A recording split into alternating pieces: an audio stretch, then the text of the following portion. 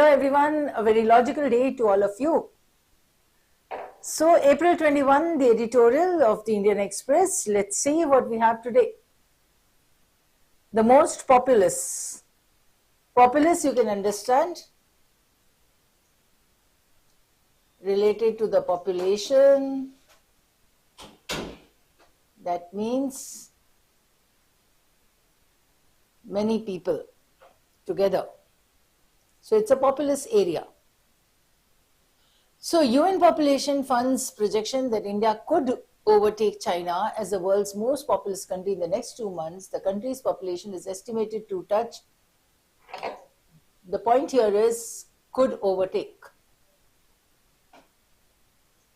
Rest is the data. That includes reasoning. So country's population is estimated to touch 142.86 crore by the middle of the year, a little more than China's 142.57 crore should not trigger anxieties or cause alarm. This should not trigger anxieties. So the projection that India could overtake China should not trigger anxieties or cause alarm. Demographers today use a variety of metrics, fertility and replacement rates, age and region-wise data, to arrive at a far more layered understanding of population dynamics compared to 70 years ago when the country launched its first family planning program. Now, the UN report confirms a trend underlined in successive national family health surveys. This is talking that this confirms a trend. Another government studies, the rate of population growth has slowed down appreciably in the past 10 years. This is what he's saying according to the surveys. So India's total fertility rate, number of children per woman, came down to 2 in 2021 from about 3.4 in the early 90s. The UN Population Fund reckons that a TFR of 2.1 is necessary for a country to attain population stability. Country is on course to achieve this if it maintains this rate in the next few years. That means when the author came up with this point that India could overtake China, but then he also gives a disclaimer in the sense that, see, this should not trigger anxieties. Why? Because the trend is that this population growth or the rate of population growth has actually slowed down. This is according to the studies. Then he maintains that India's total fertility rate should be this much. The country is on course to achieve this rate if it maintains this rate in the next few years. So what is required is a TFR, is the total fertility rate should be at least 2.1 if a country like India needs to attain population stability. Itna hona chahiye, right? If the population or the total fertility rate reduces, then there would be further problems. It's not only about the numbers.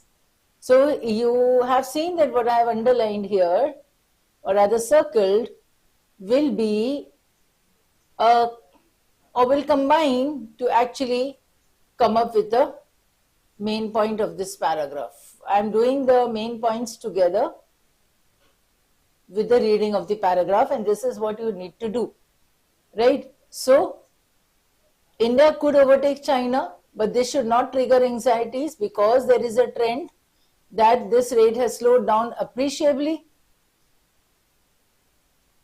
and a TFR of 2.1 is required to attain the population stability. So that means this population stability is required. हो गया author का point कि चिंता की जरूरत नहीं है. Second, a nuanced reading of demographics, however, he stated his point, now he is coming up with a counter.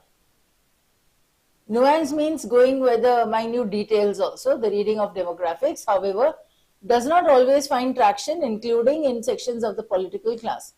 As the UN reports points out, population anxieties have seeped into large portions of the general public. Seeped into large portions, where in the first paragraph he said that, see, this should not create or trigger anxieties, but now he says that this population anxiety has actually creeped into, seeped into, well, dheere dheere karke, the portions of general public is now worried about this population increase. So except for a lapse into forced sterilization during the emergency, governments in India have by and large relied on persuasion and education. So what happened in emergency was the sterilization programs were carried out, forceful. Now it is about persuading the people, creating awareness in the people, and educating the people. So in recent years, however, coercive methods making people with more than 2 children ineligible for government jobs, for instance, have become a part of the family planning playbook of some states. Such tendencies must be curbed. That means if you are forcefully you want to curtail the population of a state or of the country, then you come up with such policies that those people will not be getting government jobs, those who have more than 2 children, right? So such a tendency is to be curbed. ऐसे जो policies हैं वो नहीं होनी चाहिए. The UN report rightly points out that global experience shows family planning targets can lead to coercion of women. Now, in parts of the country where the TFR is above the national average, Uttar Pradesh, Bihar, Jharkhand, Meghalaya governments must follow the time-tested methods of empowering women and investing in their education and strengthening the healthcare facilities. As he said earlier, that this education should be there, persuasion should be followed out, and not the force there. So coercion should not happen, education should happen, and then empowerment of the women should take place so that they invest in the education and strengthening of the healthcare facilities. So here again comes the author's point, which if continued from the first paragraph, what does it say? First paragraph says that, see, India could overtake China, but this should not trigger a problem or anxiety, because there is a trend going on that this rate of population growth is slowing down appreciably, but a TFR of 2.5 is to be attained to maintain the population stability. ये एक sentence हो गया. Carrying this forward, he says that, see, earlier it was based on persuasion, now it is based on persuasion and education, but the governments who are coming up with this coercion should be stopped. So the resolve, how to solve this problem would be to empower the women and invest in the education and strengthen the healthcare facilities. So the last sentence of the second paragraph gives you the major point of the second paragraph. Now, 2/3 of India's total population is between the ages of 15 and 64. Education, skill development, and creating opportunities, especially for the youth of disadvantaged sections and women, will hold the key to the country using the demographic dividend. Dividend is something that you get extra.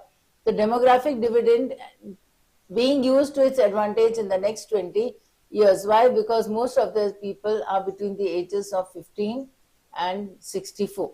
So that means almost the workforce. An area of concern is the low participation of women in the labor force. World Bank data shows. Now see, concern, उससे पहले ही बात करी थी कि the education of the women and their strengthening of the healthcare facilities, these are needed. And here in the third paragraph, he says that there is a low participation of the women in the labor force. World Bank data shows that female labor participation in India plunged, that is, decreased drastically from 32% in 2005 to 19% in 2021. This is a major reason for the country being slow to take advantage of its large working age population as compared to countries such as South Korea. In taking advantage of opportunities and addressing challenges, there are bound to be debates, conflicts of opinion, and dissent. People are going to leave your group also. So the world's most populous country will need to use and strengthen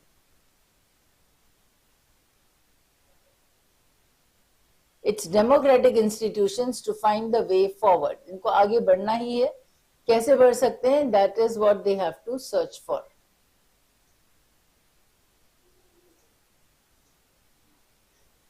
Right? So we have done these three and we have understood the major point in all the three paragraphs. Not many difficult words here. What we had here was mainly data and the author's point. Right, you can see this, the middle of the paragraph, you can see that there's a lot of data here. So the point will be either before it or after it. So this is what you need to do, identify the paragraph or segregate or filter the paragraph into the point, reason and example. And this is what we have been doing in the RCs, right?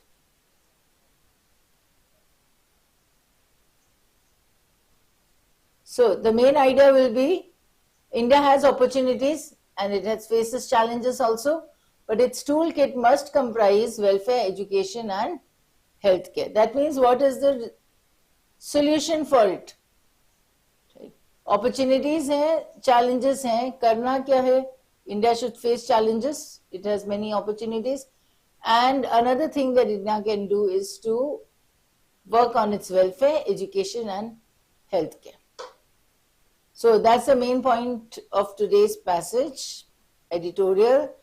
We don't have vocabulary today, so we did it in the discussion only. There were not many difficult words here. So that's all for today. And yes, next week definitely we'll start with something new. Maybe this week I think so. I did not take that. I took one article there, a lengthy one. Next week you are going to read 2 editorials daily. I may discuss one, I may discuss 2, that's another matter, but you need to read 2 editorials and 1 article that is next to it. So make that a point and identify the difficult words from those articles that you are reading, the new articles that you are reading. Usme bhi ab words padna, seekhna shuru kar do. So that's it. There's not much time left. So we need to improve, enhance our reading skills a lot. So thank you and see you tomorrow.